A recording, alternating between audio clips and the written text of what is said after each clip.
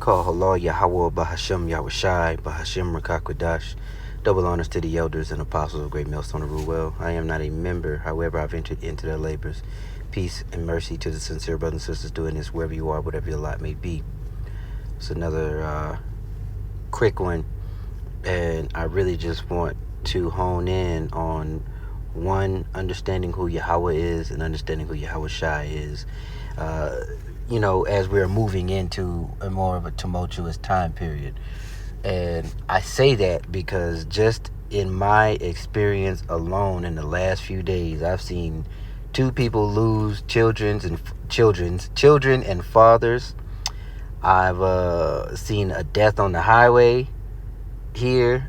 Judgment is really going out this year, and I wouldn't doubt if any of us aren't going to experience that in the same fashion.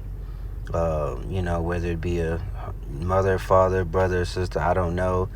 And, those of us, who are in this thing, we love our families. We love our people, whether they're in the truth or not. So, a little bit kind of shook me up, kind of. My flesh reacted. I'm not going to sit here and lie, because I thought, about maybe losing my mother, losing my father, losing my brother. But while everyone else is seemingly in a trance or doing whatever it is that they're doing, and when things really ramp up to where they see when it's already too late, they're gonna be calling on the wrong God, the lesser gods, white Jesus, and they're gonna be in a struggle. It's gonna be rough, to say the least. So I wanted to get a couple of scriptures. Slakia, somebody drove by real slow looking at my car. Anyway, I wanted to get a couple of scriptures, and then that would be the video. Just, I'm preaching to myself first, but these are things that came to mind, and also just leaning on Yahweh Shai and praying for healing. So understanding that Yahweh, he is, and there's none else, and he is giving authority to his son. So we ought to know where our power comes from, and we ought to know who to lean on. All right, so without further ado, let's get to these precepts. Off the dribble, Deuteronomy 32 and 39. See now that I am he. See now that I am he, and there is no God with me. I kill and I make alive, I wound and I heal. Neither is there any that can deliver out of my hand. All right, that is an omnipotent authority, and that authority was passed to his son Yahushai, whom we should be leaning on. His sacrifice is the grace. His sacrifice provided the grace that we needed, especially right now. Deuteronomy 1 and 18, and I believe 19 as well. Let's see. Straight to the point, though. And these are Yahushai's words. I am he that liveth and was dead, and behold, I am alive forevermore. Amen. And have the keys of hell and of death. All right, write these things which thou hast seen. Okay, no, we just needed 18 right here. So that's Yahushai, right? So off the rip, we got our two. We understand the dynamic between father and son, in whom we ought to be leaning on. Now let's go to Isaiah. Is it 43? Yeah. Okay. Isaiah 43. And then I'm rattling these off. I'm getting them. I don't have much time, but this was just something that I really wanted to hit on. So we'll be spending a little bit of time in Isaiah 43, 22, 46, so on and so forth, but we'll get them as we go. All right, so this is Isaiah 43, straight to the point, verse 25.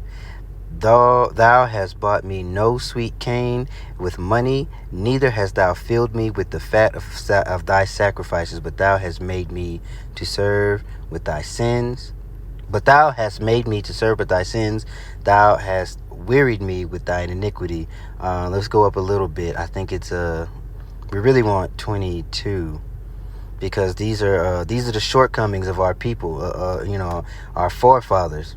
How they fell off, and our people are doing it the very same way.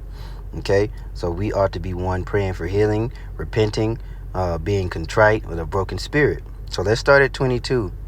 But thou hast not called 21. This people have I formed for myself; they shall show forth my praise.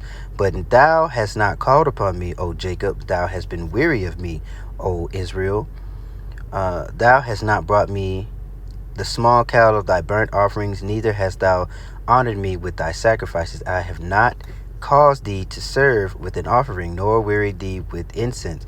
Now, we no longer do the sacrifices, but you can liken it unto giving him his just praise, his due praise, being grateful, being thankful, right? The sacrifices of the Lord are a broken and contrite spirit, right? Understanding that you have no reason to be proud. Let's see. I'm going to skip down to 25. Even I am he that blotteth out thy transgressions for mine own sake, and will not remember thy sins. That's what we're looking for, because I don't know how many times I have to say, but in the time that we're moving into, you're going to want the Lord to look the other way on your shortcoming, on our shortcomings. We want the Lord to look the other way on our shortcomings. Isaiah 46, verse 4 and 5. I believe, let's see.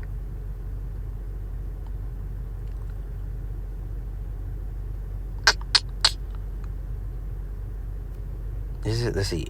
I'm going to read 3. Hearken unto me, O Jacob, O house of Jacob, and all the remnant of the house of Israel, which are born by me from the belly, which are carried from the womb. And even to your old age I am he. And even to a hoary hairs will I carry you. I have made and will bear, and I will bear. Even I will carry and will deliver you. So boom, you got it right there. Let's see what verse 5. To whom will ye liken me, and make me equal, and compare me, that we may be alike? There is no other way. There is no other power. There is no other God, the creator of the universe, who sent his only begotten son to provide, through his sacrifice, to provide us the grace that we needed. Because if it was by the letter of the law, we'd be cooked. And again, let me just get a couple of these as I'm going through, because these are some scriptures that I thought about, just in case you're feeling a little weak, just in case you happen to see an abnormal, or what seems to be an abnormal amount of judgment around you, and that you have these prayers that you don't get queasy, and you pray to be healed. So pray for strength, and then you pray that wherever you fall short, that the Lord heals you, so you'll be ready to go when it's time to go. All right, I can't be more clear than that. Let me see. And if you go a little bit further down through 6 and 7, these are the idols of our people, which our people are still bound to idols. And even still, in the calamity that's coming, they're going to be bound to idols that they can't, they have mouths, but they cannot speak, ears, but they cannot hear. Because there is none like unto Yahweh, Bahashem Yahushai. Isaiah 48, 12 and 13. Hearken unto me, O Jacob. As you see the theme of these, it's I am he, and hearken. Hearken unto me, O Jacob and Israel, my called. I am he, and I am the first. I am also the last. I also am the last. Mine hand also hath laid the foundations of the earth, and my right hand hath spanned the heavens. When I call unto them, they stand up together. So does this seem like a power you ought to be prostrating yourself to? He's in control of all, right? Why would you fear man that can kill the body? Roughly paraphrase. So let me since I did mention healing, let's get Jeremiah 17 and 14, and then Psalms 34, and that will be the video. Jeremiah 17 and 14, and I got it because it's the words verbatim, okay? And that may be the cover for this. So this is Jeremiah 17 and 14. Heal me, O Lord, and I shall be healed. Save me, and I shall be saved, for thou art my praise. So that's great faith in a very small sentence. If he prayed for healing and the Lord, he knows that the Lord will heal him. If he's saved, that means that none can pluck out of his hand. If the Lord saves you, nobody's plucking you out of his hand. And vice versa. If he's judging you, nobody's plucking you out of his hand. There is no escape. It's finite. Whether it's for the good or for the bad, it's finite. So pray that you're for the good. And last, we'll get Psalms 34 and 19. And Psalms has a lot of prayers. Psalms and Proverbs have a lot of prayers that you can pray if you're feeling weak in whatever manner. All right. But according to the book of James, you need to pray with faith and without wavering. All right. Psalms 34 and we'll start at 17. The righteous cry, and the Lord heareth, and delivereth them out of all their troubles. The Lord is nigh unto them that are of a broken heart, and save such as be of a contrite spirit. Many are the afflictions of the righteous, but the Lord delivereth him out of them all. He keepeth all his bones, not one of them is broken. You see that? And on the flip, here we go. Verse 21, evil shall slay the wicked, and they that hate the righteous shall be desolate. As plain as day, black and white. So I pray that you were edified. Again, this wasn't meant to be very long. This was just a couple precepts that I wanted to gather in my human emotion that we all experience. So prayerfully, this was helpful to you as it was unto me, finding comfort in the scriptures. So with that being said, again, I pray that you were edified. Shalom.